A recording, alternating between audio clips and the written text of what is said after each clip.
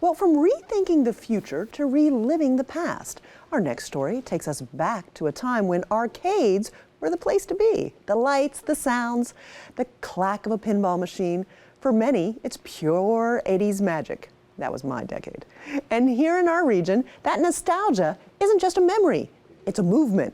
With a local women's pinball league and wall-to-wall classic games, the golden age of arcades is very much alive. Carolina Impact's Chris Clark takes us there. Before smartphones. Absolutely love this place. Before streaming. Bring back a lot of memories. Before scrolling. It's more fun than I could have ever imagined. There were places like this. For some, the arcade was a memory. For James, it was something he never forgot. I think I was like 6 years old in 1980, and I spent a lot of time watching other people play because I didn't have the quarters to play. It was a treat if I got to play. He remembers what it felt like to stand and stare.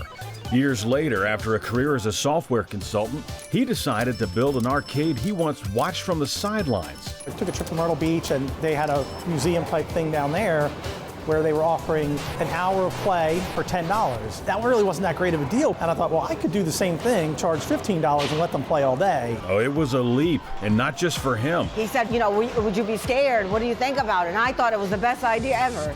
I said, you've got to chase your dreams. It wasn't just nostalgia.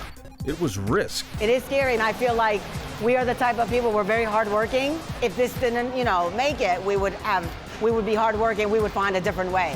But just in case it tilts. And I have a full-time job as well. What they built is now known as the Classic Arcade and Pinball Museum. All of our kind of standard stand-up arcades down the middle of the place. We try to keep certain things kind of grouped together. Like I have all my stand-up driving games over here. Then in the back, we have all of our sit-down driving games and flying games. The games draw you in, but it's the energy inside these walls that keeps people playing. Something 15-year-old Aiden already understands. It's fun because the mood and the vibe is just so exhilarating and fun. For many, that feeling doesn't stay in the moment. It takes them back to one. It brings back times we were together when we were younger. I grew up in college. I played these when I was younger, 12 or 13. The memories may open the door, but the atmosphere is what makes families feel at home. So people love that we're very safe, we're very family orientated. They feel safe that they can drop off their children here. We make sure there's nothing funny going on. For James, the magic is in the mechanics, the levers, the wheels, the things your hands can't forget. We like things that are kind of unique and you can't play on a home system, and anything with a unique control is something we look for. Keeping the past alive takes work. Under the glass and bright artwork, there's a system of gears and wires and steel that keeps these things going. Luckily, the ones that I purchased only had minor issues, like one thing wrong or a few things wrong. Like if it was a whole bunch of stuff wrong, like, I don't know. Ask anyone their favorite game and the answers come fast. My favorite machine in here is probably Dr. No. Yes, Dr. No. Don't forget to write. I like the Star Wars. Impressive. Star Trek. Live long and prosper. Different generations, but one game at the center of it all.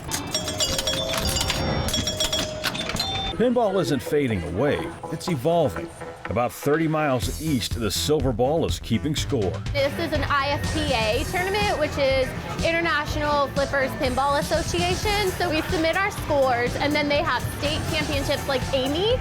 She just came in 4th place in the Women's State Championship. But what makes this night different isn't just the rankings. It just feels, sometimes there's something different about it. This is the Concord chapter of Bells and Chimes, a women's pinball league. They started in Oakland, California in 2013, and then from there they have chapters across all of the U.S., they have chapters worldwide. For players like Pants Hadar, pinball was never just nostalgia. My parents had like restaurants and malls that had arcades, and the arcades had pinball machines, so I was playing pinball like at a really young age, and I've always loved it. Here, the goal isn't just remembering the past, it's getting better. You get that social vibe and the camaraderie, and you get competitiveness, and you can learn with and from each other, which is cool. From a family arcade in Gastonia to league nights in Concord, pinball is doing what it's always done, bringing people together around a game that demands patience, skill, and just a little bit of luck.